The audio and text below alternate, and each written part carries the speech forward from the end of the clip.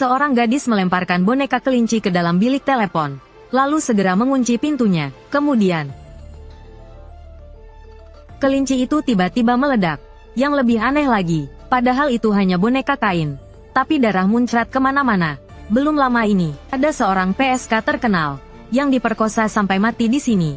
Konon, PSK ini setiap hari memaksa 7 pria jorok untuk memberinya uang, bahkan sampai berhutang. Setelah mereka bangkrut, ia melarang mereka masuk. Akhirnya, dia dikejar oleh pelanggan yang menjadi stalker dan berlari ke bilik telepon untuk menelepon polisi. Tetapi malah terjebak, dan akhirnya mati mengenaskan di dalam bilik telepon. Setelah itu, karena tidak rela hanya dirinya yang mengalami nasib buruk, dia menjadi jahat, dan ingin orang lain mengalami hal yang sama.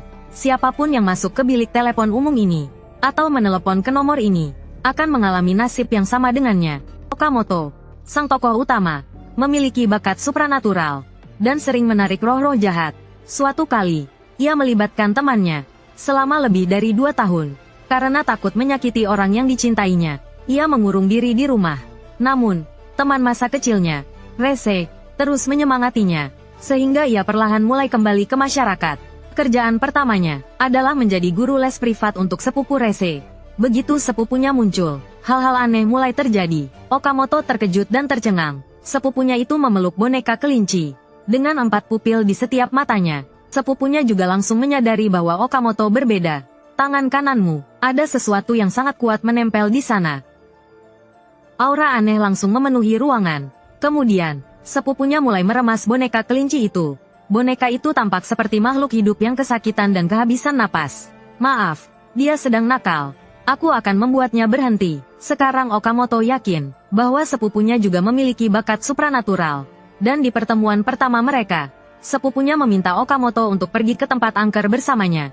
Mereka pun segera berangkat, dan sampailah mereka di bilik telepon ini.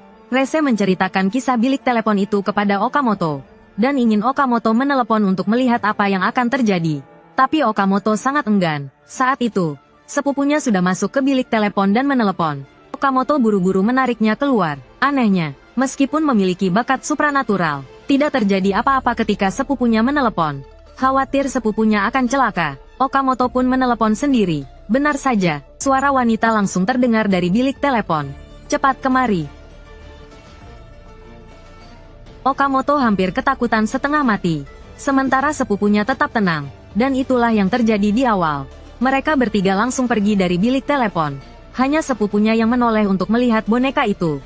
Setelah sampai di rumah, sepupunya semakin penasaran dengan kemampuan supranatural Okamoto.